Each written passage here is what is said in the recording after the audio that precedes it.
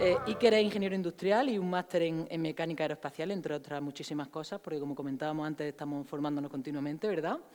En este caso, 15 años trabajando en ITP Aéreo, sobre todo gestionando equipos y proyectos.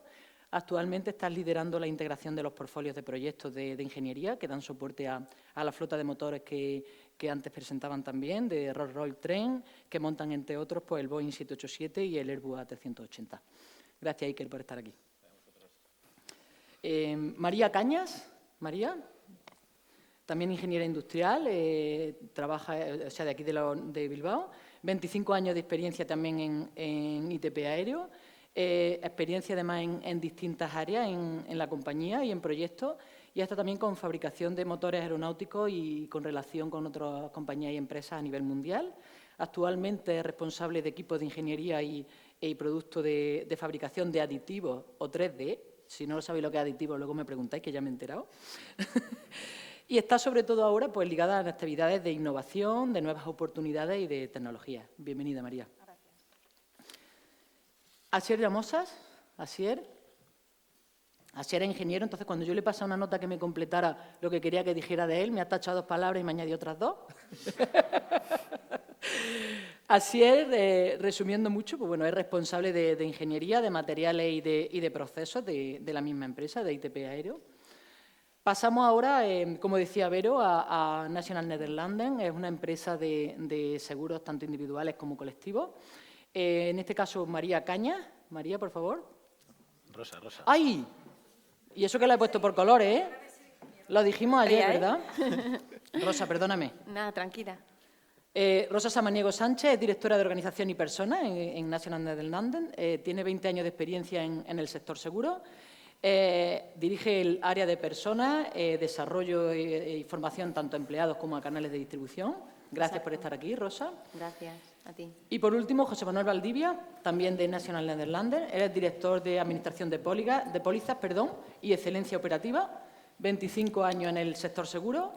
Y, bueno, pues dirige, sobre todo en las áreas que nos competen a lo que queremos contar en esta mesa, dirige equipos de operaciones de seguros, tanto en pólizas individuales como colectivas. Bueno, a estas alturas del evento y después de los ponentes que nos han precedido y de las mesas que nos han precedido, pues obviamente hay muchas cosas que ya nos han hecho spoilers, ¿no? Sí que es verdad que ellos, bueno, pues tenemos el reto, le decía a Teodora, ¿qué quieres que controlemos en esta mesa o que contemos? Dice, el reto es contar todo lo que ellos han demostrado y han ido avanzando en sus empresas en solo 45 minutos. Entonces, bueno, ya se me olvidó poner el cronómetro, menos mal que está por ahí Vero con las tarjetas. Como hemos pensado, porque bueno, lo hemos, tanto en el recorrido que han ido teniendo en la implantación de los nuevos sistemas y los nuevos cambios, como en las conversaciones previas que hemos tenido para ver de qué forma le sacábamos el máximo partido a su experiencia, hemos pensado que íbamos a contar un poco, bueno, el objetivo de esta mesa no es inspirar y mostrar pues, con experiencias reales y además después no de esa experiencia inicial, ¿no? Sino de empresas que están maduras en esa implantación de sistemas, que ya están viviendo esos cambios culturales y que están pasando un poco, ¿no? Pues de esas herramientas, de esos tableros, de los flujos del Kanban a las verdaderas transformaciones y que además sean sostenibles en el tiempo. Bueno, pues lo que queríamos, como creo que Damaso decía antes, ¿no? Que los tableros realmente no deben ser el centro de todo, son el punto de partida, ¿no? Pero no es el destino, ¿no? Es una herramienta visual, al final es, bueno, pues la excusa para empezar conversaciones honestas alrededor de lo que queremos mostrar. Os lo vamos a contar como una historia de cambio, para que veáis, bueno, pues cómo se ha ido evolucionando en el pensamiento, en el trabajo de las distintas empresas que están representadas aquí. Una primera parte os vamos a contar cómo de esos retos iniciales se empieza a ver ese primer éxito, ¿no? Y se empieza a disfrutar un poco ya de esas mieles. Después pasamos también un poco pues, de lo tangible a lo intangible, ¿no? Pues esa confianza, esa mentalidad y esa cultura que se va ganando. De esa resistencia inicial pues a ese alineamiento real, cuando ya realmente te estás dando cuenta de que está calando. De esa energía inicial, como decíamos, a que sea sostenible en el tiempo. Y de lo esperado a esas sorpresas que transforman, ¿no? a ese inesperado. Entonces, como somos muchos, lo que vamos a hacer, cada uno de esos 5 bloques que hemos ido enumerando, a cada uno de ellos, pues bueno, le iremos preguntando por por algo que nos haga ver su ponencia y su experiencia, ¿no? En este caso vamos a empezar por Rosa, y así el lazo en el nombre ya me lo va a perdonar. Bueno, Rosa al final viene de la parte de gestión de personas, con lo cual la gestión de emociones aquí va a ser clave, ¿no? Y Rosa, sí que nos gustaría, dentro de tu experiencia, cómo esa resistencia inicial, ¿no? Esa inversión en tiempo, inversión en nuevas herramientas, ¿cómo habéis trabajado vosotros esa parte emocional en lo que tú tanto insistes, ¿no? Que lo que realmente hay que contarle a la gente es ese para qué del cambio? ¿Cómo lo habéis hecho vosotros? ¿Cómo lo habéis montado? Pues a ver, yo creo que a lo largo de la mañana han ido saliendo muchísimas herramientas y mensajes clave que yo creo que todas las organizaciones tenemos un denominador común y que estamos haciendo en común. Pero es verdad que, bueno, si hablamos de la gestión emocional, es verdad que si entramos en el concepto puede ser más sencillo, pero luego cuando entramos en lo que es la gestión emocional, ojo, porque no se soluciona en el corto plazo. Yo creo que lo decía al principio Javier y luego el resto de los compañeros también, Luis y nuestra mesa de ponentes lo han ido puntualizando. La verdad que la gestión del cambio es un proceso. Si hablamos que la gestión del cambio lo vamos a hacer y ese cambio emocional o esa gestión del cambio emocional lo vamos a hacer en corto plazo, estamos equivocados. Es un proceso en el que se necesita mucha gente y principalmente embajadores, ¿no? Que te ayuden al cambio.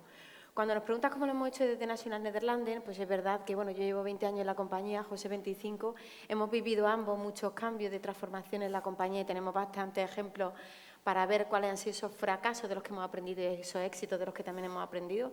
Pero justo en la transformación que estamos ahora, que es una transformación digital, en la que queremos automatizar y transformar la compañía para que todos los procesos sean automáticos y erradicar toda la parte de manualización que hay, yo diría que hay varios factores. El primero, para mí, es analizar en qué punto está la compañía, la organización. En nuestro caso, en National Nederlanden, la primera pregunta tenemos que ver el contexto en el que planteamos el cambio, ¿no? ¿Cuál es ese análisis de la situación actual? Como tú bien decías, muy importante contar, y lo decía yo creo Javier y Luis, los 5 whys, ¿no? El por qué hacemos las cosas y el para qué. Es muy importante, y también lo decía Gorka, el tener un propósito, es decir, un propósito claro y definido. Por eso yo creo que contextualizar de qué punto partimos y hacia dónde queremos llegar es importante. En segundo lugar, también yo creo que es muy importante la escucha, porque antes en algún momento hemos dicho que queremos mover la organización al cambio. No nos equivoquemos, es la organización la que nos tiene que ayudar a nosotros, a la dirección, a hacer ese cambio. Si no, estamos como equivocados o estamos forzando, como nos ayudó el COVID, de una situación impuesta en la que te obliga a transformar. Ahora no, queremos hacerlo de una manera co-creativa con los equipos. Entonces, yo creo que la escucha es muy importante. Te decía, Vero, de ese porcentaje de los ñi. Yo resaltaría también el rol del resto de la organización, no solamente de aquellas personas que son detractores, que ojo al punto de analizar el por qué son las principales dudas o objeciones de los detractores. Porque un detractor convertido puede ser el mejor promotor del cambio al que queremos que esté en nuestro equipo de líderes visibles e invisibles para la transformación. Entonces, yo creo que esa escucha, desde ese punto de partida, y la escucha son fundamentales.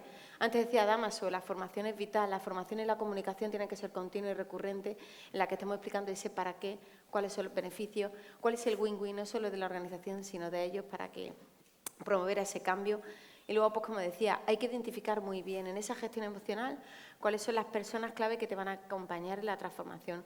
Muchas veces decimos management team, los líderes, los directores o los jefes. Nos estamos equivocados. Todo aquel embajador que promueva el cambio y que reme para mover la organización son aquellas personas que tienen que estar dentro de la gestión emocional y dentro de los equipos que queremos que transformen nuestra organización.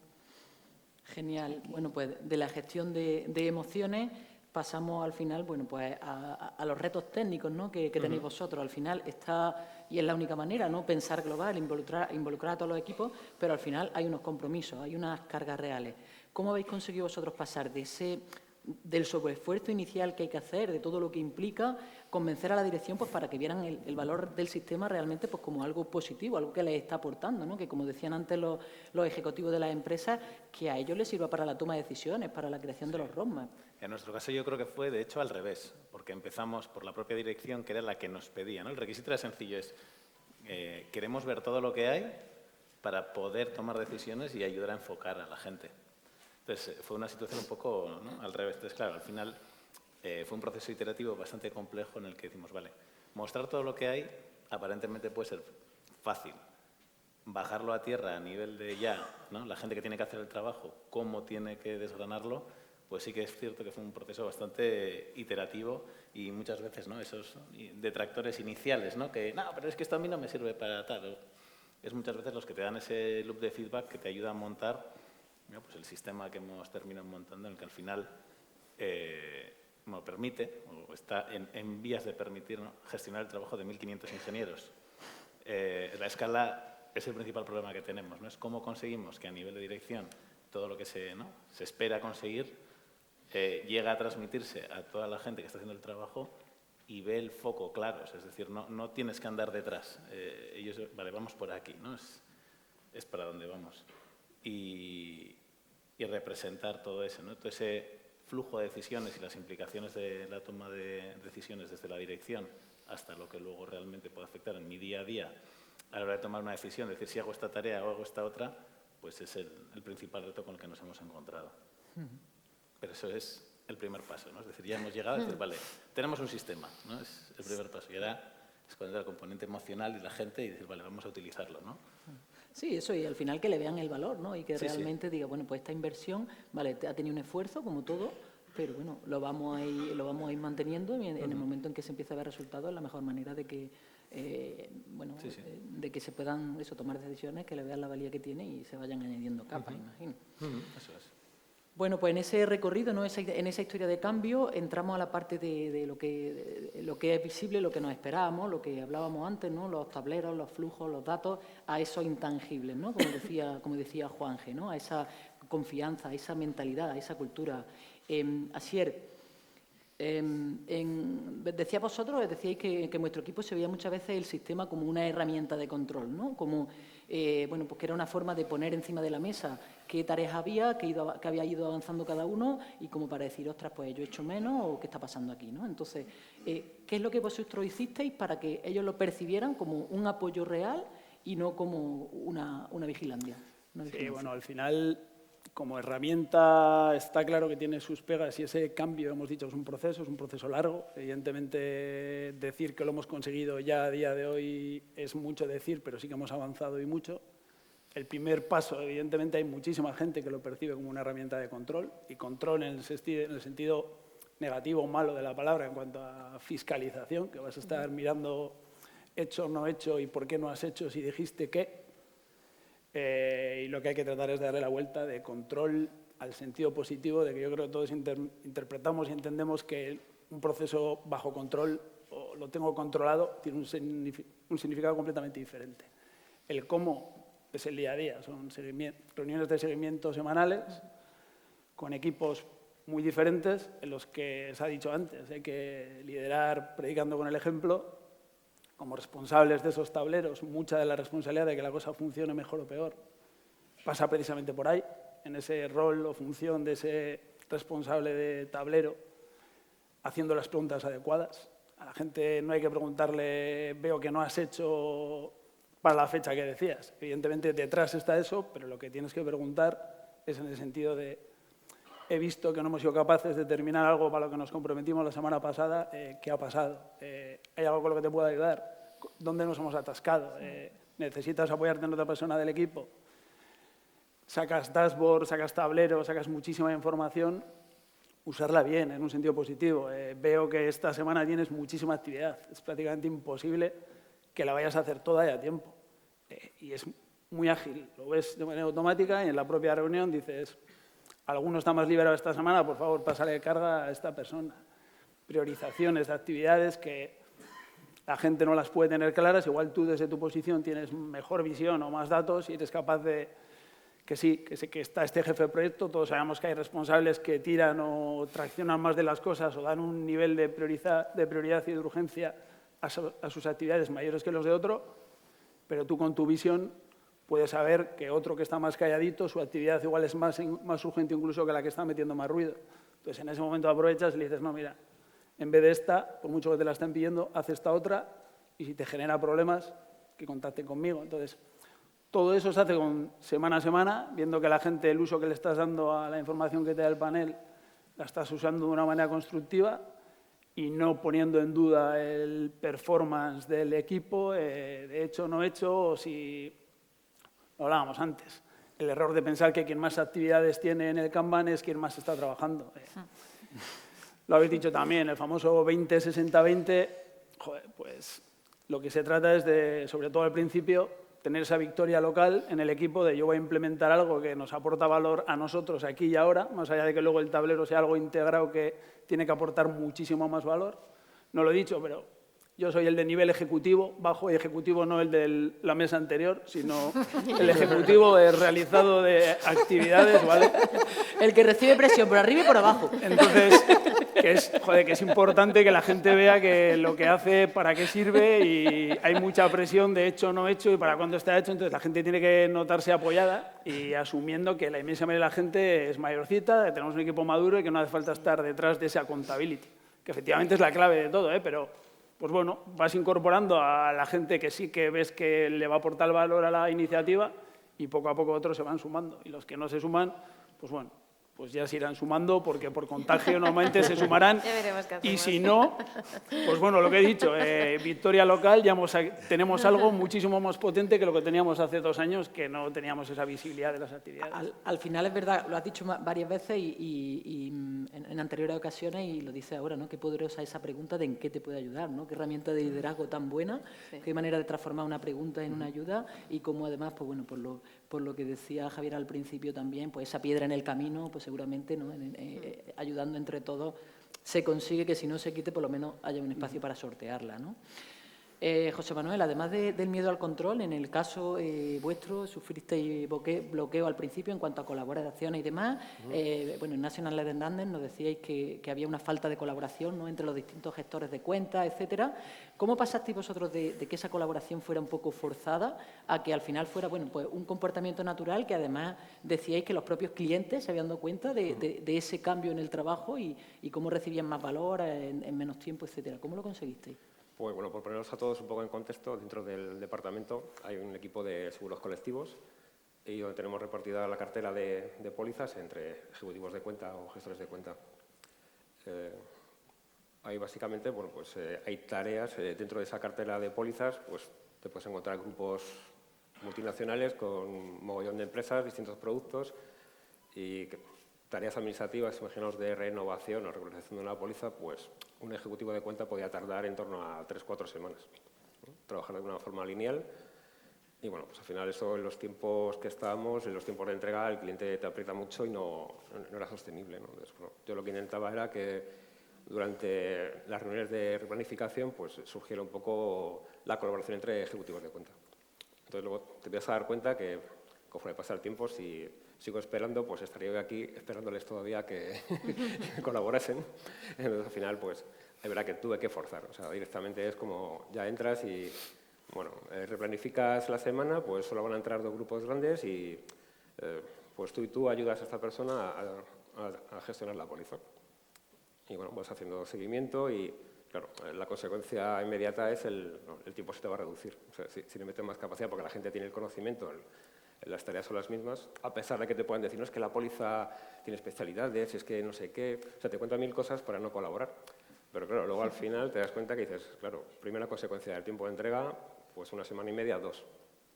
¿Vale? El estrés, cuando una persona está 3-4 semanas, pues al final tiene al cliente que te llama, ¿cómo va? Tienes una presión. Bueno, ya las propias personas decían, ostras, tengo ya menos presión, ¿no? Fluye de otra manera, me quito un grupo que me tiraba casi un mes en 2 semanas y otra cosa. Y luego ya al final, claro, lo que ya te da totalmente, te refuerza es cuando un cliente, pues al final ya te felicita, ¿no? Te dice, ¿y qué habéis hecho para, qué habéis cambiado para que ahora el tiempo de entrega sea otro, ¿no? Entonces, bueno, ese es un poco como sorteo, pero tuve que forzar, ¿eh? O sea, al final, y luego el resultado se dio, ¿no? Y bueno, al final ahora luego pues tienes políticas, ¿no? Al final dices, yo considero que cuando priorizas este tipo de grupos, pues no más de 3 grupos pueden entrar a la vez en el flujo de la semana, ¿no? ¿Vale? Y ya lo acabas. Entonces, bueno, clientes también pues te entienden que a lo mejor bueno, es como muy, me imagino que todos, ¿no? Hemos pasado un poco el discurso de una fecha fin, ¿no? El cliente, quiero esto en tal fecha. Ah, no, yo te empiezo aquí y mi experiencia es que 1 semana y media, 2, te lo puedo tener finalizado. Entonces, bueno, es verdad que eso me costó bastante, ¿no? Porque en el mundo del seguro es un poco así todavía y cuando trabajas con brokers y demás, Los clientes no entienden este tipo de discursos, que fueras como un Amazon, ¿no? Te lo voy a entregar entre 2 y 3 semanas. Decían, estás un poco, a mí tiene tal fecha, ¿no? Pero luego el resultado es lo que te da. Bueno, al esa final credibilidad. también es lo que se ha nombrado mucho aquí hoy, ¿no? El accountability, el ser responsable, ¿no? Es decir, bueno, coger y tirar, ¿no? Tirar de mucho que lo hacemos en Kanban, ¿no? Tirar de las tareas en vez de esperar a que llegue alguien y te diga, oye... Sí, al final el cliente, como entendía que, aunque tuviera que esperarme 1 semana o 2 semanas, sabía que cuando entraba a trabajar ya te dabas, sabía que no ibas a dejar, ¿no? Que ibas a acabarlo en pues, 1 semana y media, 2. Eso fue un poco el cambio. Pero quedó siempre que hay momentos en los que tienes que forzar el cambio porque no fluye. Intenté que fluyese, pero no fluía. Probaste con el plan A y luego tiraste del plan B. Bueno, eso también hay que... Ya tienes que entrar ahí Como decía, hay que cruzar el río. Si no fluye, pues habrá que... María, poniendo un poco foco bueno, aparte del área de innovación que dirige, sobre todo los equipos multidisciplinares que decías que tenían, no solo en lo que se ha comentado en la mesa previa, ¿no? De Damaso y Juanje, ya no solo en que llega gente nueva, que lleva gente de distintas edades. Bueno, pues dentro de toda esa gestión de esa gente, ¿cómo conseguisteis vosotros que esa transparencia y esa visibilidad, ¿no? Que se puede ver un poco, como decía, ostras, me están poniendo aquí mis trapos sucios encima de la mesa? ¿Cómo conseguisteis que eso generara aún más confianza entre los equipos y que se evitara el miedo al rechazo? Bueno, pues en nuestro caso, claro, trabajamos en un tema de innovación, ¿no? Y como el nombre dice, es innovar, es hacer algo nuevo. Entonces, ni siquiera sabíamos cómo queríamos hacerlo. O sea, teníamos el objetivo, pero no sabíamos cómo llegar. Entonces, ahí es muy importante involucrar a todo el equipo, ¿no? Y, bueno, pues nosotros tenemos unos requerimientos que nos llegan, ¿no? de los proyectos, y eso es lo que le comunicábamos a las partes del equipo. Yo que conté con, como ha dicho Rosa, con embajadores, ¿no? El equipo, alguno de aquí está hoy en la sala, y lo que intentamos es que el equipo se sintiese desde el primer momento involucrado, ¿no? Que supiese lo que tenía que hacer. Y ahí no era cuestión de fiscalizar, de tú has hecho más, tú has hecho menos, has hecho bien, has hecho mal. O sea, todos a una, en plan, intentarles mostrar que todo es un puzzle, ¿no? Que tenemos construyendo entre todos y cada uno tiene su pieza, ¿no?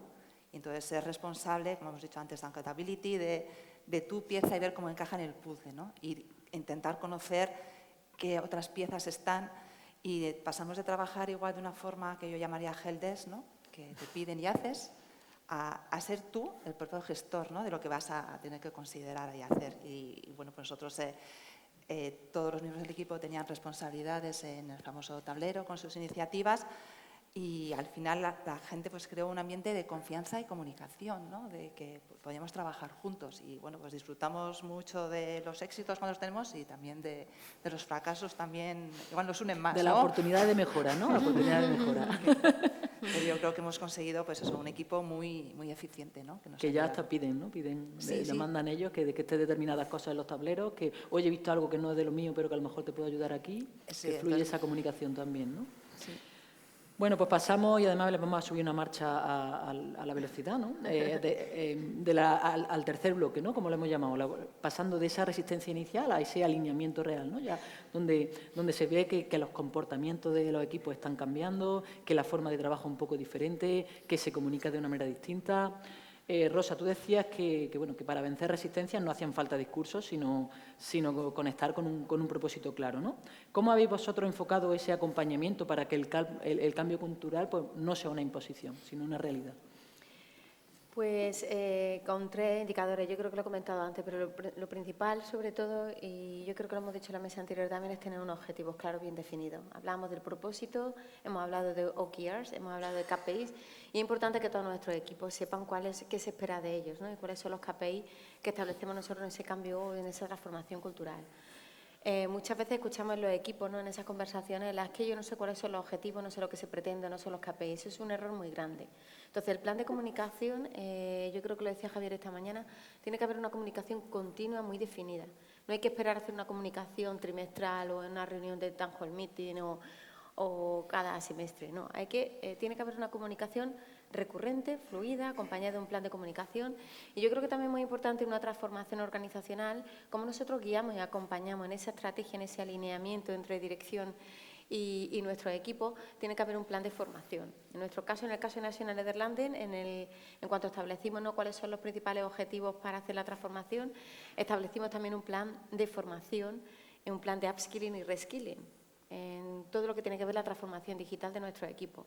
Entonces, en función de los perfiles y de esos roles que decíamos antes, personas que tienen una capacidad diferente o que tienen más habilidad para la gestión de la IA o de la transformación digital o de la automatización de procesos y de reporting, bueno, pues esa guía, ese acompañamiento, probablemente la formación, bueno, pues sea más ligera que aquellas personas que a lo mejor necesitan, bueno, pues tener una formación en la que necesitan, por ejemplo, pues un plan más adecuado y más de guía. Entonces, también hemos montado un plan de adopción de la IA para los próximos 2 años, en los que, bueno, pues vamos a formar tanto a todos los empleados de National Nederlanden e incluso de todos los agentes de nuestra distribución, de nuestros canales de distribución. Es ambicioso, tiene que ser realista, pero tiene que haber una guía que acompañe. Y yo creo que otro denominador común, con independiente de los perfiles o los roles que nosotros tengamos, hablamos antes de la metodología y de las herramientas. Yo creo que eso es súper importante para estar alineados con la estrategia. En nuestro caso, y incluso desde desarrollo y de cultura, desde el equipo de recursos humanos, nosotros tenemos una metodología que estamos empezando a utilizar también, que es ADCAR, en la que, bueno, pues es muy importante esa concienciación, ese awareness principal y ese deseo. Si no pasamos la fase de awareness y de desire, que es concienciación del cambio, el para qué, cuál es el propósito, cuáles son los beneficios y de deseo, bueno, no vamos a conseguir ir a la parte de formación, habilidad y práctica y luego medición de los KPI. Entonces, es muy importante no saltarnos ninguna fase del método para que también así, una vez más, en ese pool, esa alineación con la estrategia esté bien unificada en ese plan de formación, plan de comunicación y en la metodología. Importante aplicarla, ¿eh? Sí, al final eso lo que decíamos, ¿no? Acompañarlo un poco en ese camino, que se sientan responsables, que sean ellos los que de alguna manera vayan demandando esa formación. Iker, bueno, pues después de ese acompañamiento, ¿no? ¿Cómo se alinea estructuralmente, ¿no? Al final el reto es un poco ese, ¿no? Alinear la forma de trabajo. Cuando decía 1.500 ingenieros, alinearlos, a ver. Si son ingenieros va a ser más fácil alinearlos que si son de Bellas Artes, ¿no? Pero, en fin. Bueno. Hay de todo, ¿eh? Pero bueno, eso, lograr que esos mandos intermedios se involucren de verdad, ¿no? Que no se rompa la cadena un poco entre la dirección y los equipos operativos. Al final, los grandes retos de la empresa es alinear esa estrategia y esa táctica. ¿Cómo conseguís vosotros ahí que no se rompa un poco esa cadena? Pues yo creo que el patrón ha sido bastante común con diferentes responsables, ¿no? A medida que iba cascadando el trabajo, y la primera reacción es que esto es demasiado grande. O sea, todo el mundo ha dicho, esto es demasiado grande, no me entra en la cabeza, ¿sabes? Demasiado grande, ¿no? Y me incluyo, ¿vale? Pero al final he tenido diferentes roles dentro de este ejercicio y me incluyo. Y es que la realidad era que era información que ya teníamos en la cabeza, ¿no? Entonces es un golpe de realidad que, ¿no? Entonces, joder, ¿cómo...? Y ante eso, ¿no? Ante esas situaciones, ¿cuál es el siguiente paso, ¿no? Entonces, yo os he comentado aquí ya varias veces la palabra comunicación y accountability. Es decir, no eres, ¿no? O sea, pintarlo ya en sí, ¿no? Toda la actividad que teníamos y tenerla estructurada y ordenada es un primer paso, pero luego hay que dejarle a la gente la responsabilidad o la accountability de que al final van a ser ellos los que van a tener que, ¿no? Dar la cara frente a esta responsabilidad que tienen, ¿no? Es decir, vale, sí, aquí tenemos 15 scopes, que cada uno salen 10 proyectos, de cada proyecto salen no sé cuántas tareas. Es decir, vale, sí, pero al final, ¿no? Las personas que van a realizar el trabajo tienen que sentirse responsables, ¿no? Y si han cogido un compromiso de, para la semana que viene tienes esto y esto, pues que la gente se responsabilice, ¿no? Es decir, vale, y habrá veces, como todo, pues todo es muy cambiante, muy convulso y hay que reajustar constantemente, ¿no? Pero sí es cierto, ¿no? Que esos mandos intermedios que al principio decían, voy a tener que andar yo persiguiendo 300 tarjetas, a decir, no, claro, es que a mí me van a reportar las tarjetas de 10 en 10. No, y es más una colaboración, ¿no? Yo como miembro de un equipo ayudo a mi mando intermedio a dar la cara, ¿no? Frente a todo lo que está pidiendo la organización, ¿no? Y no es que esto no lo he comentado, esto no lo he dicho, esto no lo he hecho, ya se ve. Y la gente hay que, ¿no? Comunicar y hacerles saber que son tan responsables o tan accountables del trabajo, ¿no? Y son ellos mismos los que tienen que ayudar a que esto que funcione. Al final el sistema te ayuda, ¿no? A organizar el trabajo, a hacerlo visible, ¿no? Muchas veces hasta ellos mismos no se dan cuenta de decir, ostras, todo eso hacíamos. Sí. Entonces ellos lo están haciendo visible, le está dando un poco esa herramienta, esas conversaciones, decir, bueno, pues ahora como con esto que tenemos, ¿no? Y está nuestra capacidad, ¿cómo conseguimos pues sacar adelante los objetivos de la compañía, ¿no? Y ahora tenemos que hacerlo sostenible en el tiempo. Y ahora esto no puede ser una moda pasajera y ahora incluso después de 3 años, 4 años, 5 años, llega un momento en que va cambiando gente, va entrando gente, bueno, pues no sé, Asier, ¿cómo conseguís vosotros, ¿no?, dentro de la flexibilidad técnica que tenéis que mantener dentro de la gestión que realizáis? Tú dices bueno, y es así, ¿no?, que el tablero es un sistema vivo, que hay que estar continuamente revisando y adaptando.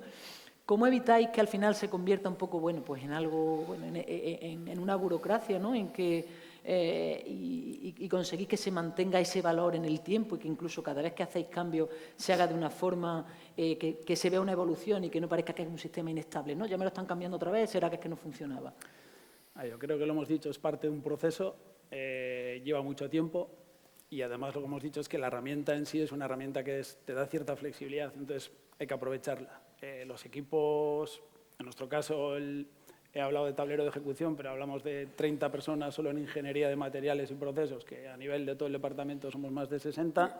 Entonces, hay que saber adaptarse. No todo el equipo está en el mismo punto de saber y poder incorporar este tipo de herramienta de gestión. Entonces, a cada uno no tienes que pedirle exactamente lo mismo. Con la máxima de a veces es mejor sometimes good o done is better than perfect, ¿vale? Entonces, no pongamos un listón. Ese es mi mantra. No pongamos un listón aquí arriba desde el sí. principio. Vamos a poner un listón de unos mínimos que queremos garantizar de información en las actividades, unos mínimos de... Cuando yo miro el tablero, soy especialmente ordenado.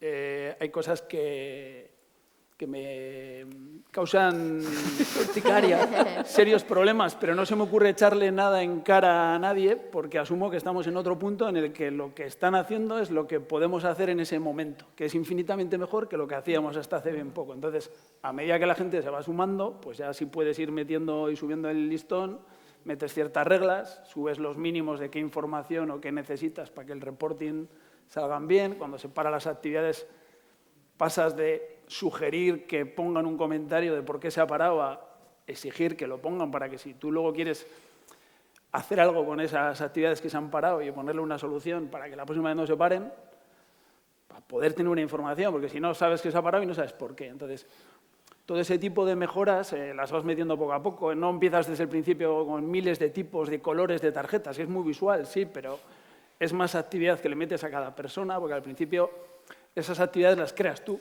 O sea, en el mundo ideal, nosotros que somos el nivel de ejecución, nos deberían de llegar todas las actividades que tenemos que hacer ya dadas. Al principio no es así.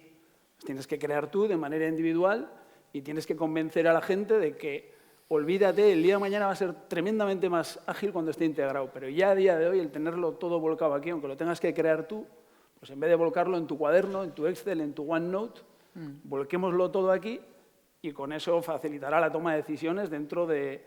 ya solo dentro de la sección. Si a mí el día de mañana me dices Business Map desaparece, digo, vale, guay, pero yo ahora me voy a buscar otra herramienta, porque yo no quiero dejar de tener lo que veo ahora, ¿vale? Entonces, se integre o no, de manera local, a nivel sección, a nivel área, además hemos organizado las actividades de manera que, además de ser actividades que sirvan de reportar aguas arriba, nos ayudan a nivel de organizativo y a mí personalmente a nivel de gestión, porque cada actividad es de un tipo de actividad y si veo que alguien no tiene determinados tipos de actividades, sé que no está progresando en su desarrollo profesional por unas cualificaciones.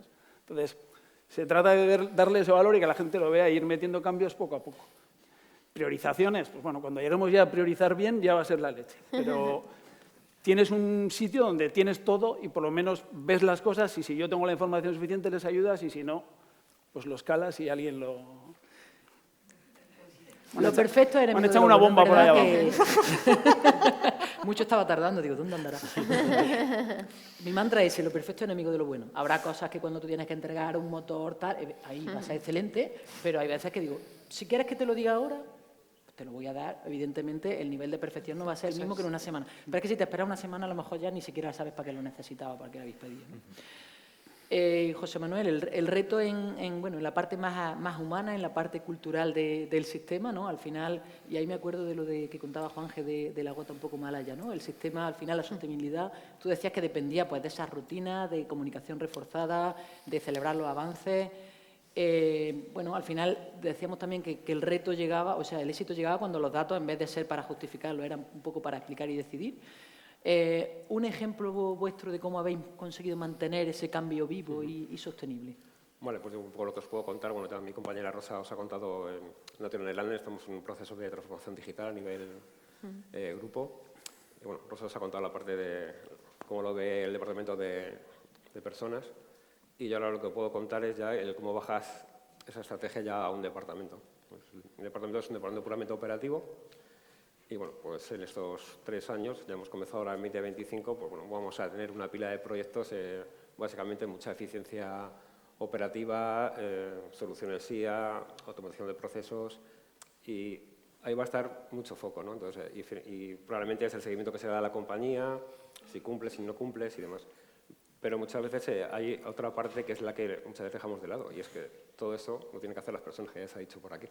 Y no le prestamos quizás esa atención que es la que es necesaria, ¿no? Entonces, en ese sentido, pues bueno, pues nosotros al final lo que hemos hecho es un plan de transformación que me ayudó a mí, como mañana lo ha validado aquí Rosa, que está muy bien. Sí. Bueno, al final, el centro de ese plan de transformación son las personas. O sea, el para qué está claro, se ha dicho aquí. Sí, como yo suelo decir, o sea, nadie debe comprar aquello que no conoce. Entonces, al final, si tú intentas forzar algo, pues en estos cambios culturales eso es complicado. Ese plan, os puedo contar el plan de transformación, las palancas principales, pues comunicación reforzada. La llamo reforzada, ¿por qué? Porque la compañía tiene un buen sistema de comunicación, pero luego ya los directores de departamento y los gerentes de departamento, o sea, dentro de sus tareas diarias o semanales, tienen que incluir la comunicación, ya sea reuniones de departamento, aunque sea publicas noticias en Teams, pero al final tiene que fluir la comunicación y que todas las personas sepan en lo que estamos haciendo. Luego otra palanca, pues bueno, involucrar a las personas, que al final son parte del cambio y van a intervenir, apoyarlas también.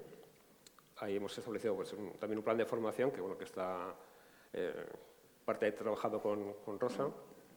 Lo hemos dividido en parte de skill más técnicas y luego las soft skills, que son muy famosas. De hecho, yo creo que en el futuro, cuando hacemos algún proceso de selección, le damos más importancia en un momento dado a las soft skills que a los hard skills.